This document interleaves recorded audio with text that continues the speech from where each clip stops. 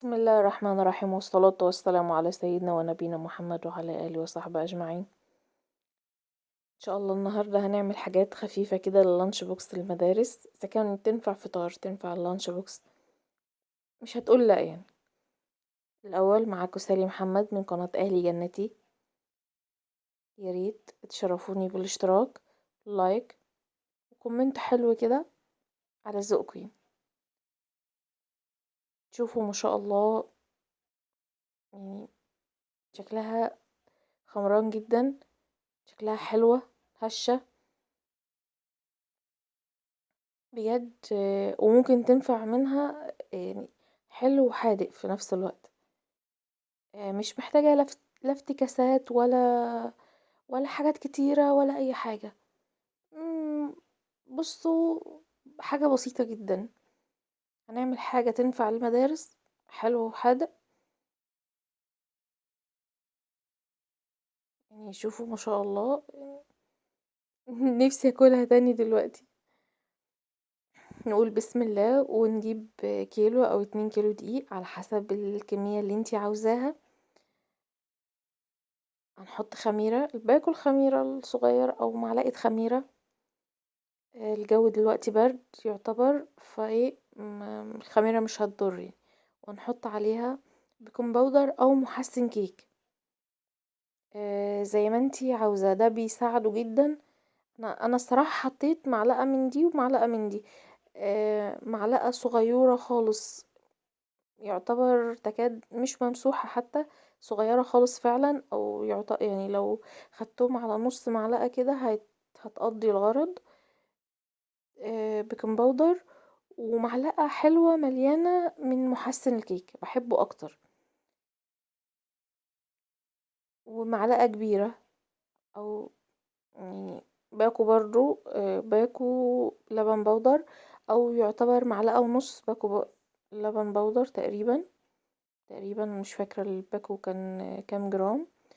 وشوية الملح وشوية السكر بس، لا زيادة ولا ناقص ولا اي حاجة خالص. هنعملها شوية كده بايدينا بالمضرب السلك، ما يعني ايه، نخلط بس المكونات الجافة مع بعض. ونقوم ضايفين شوية الزيت، شوية الزيت بتوعنا وشوية السمنة. بس ولا اي حاجة.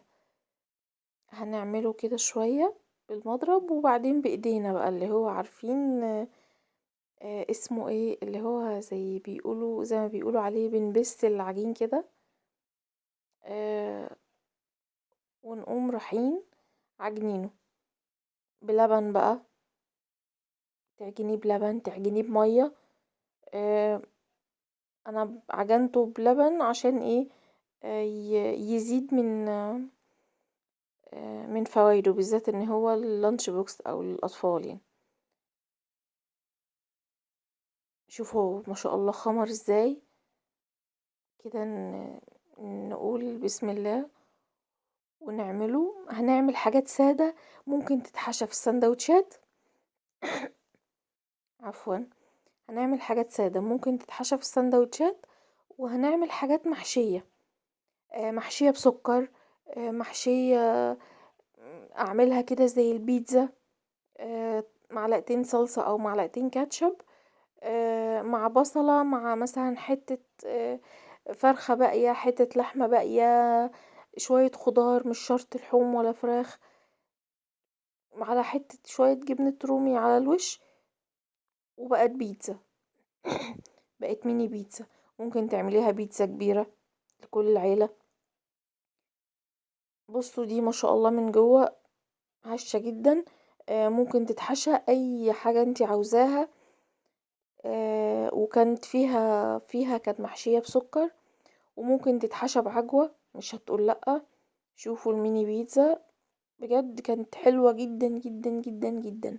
فطار، عشاء، لانش بوكس، مش هتقول لأ خالص. عملية، عجينة عملية. دي بقى بتفكرني بأيام زمان. أنا عملت الاتنين دول كده عشان يفكروني كده بأيام زمان.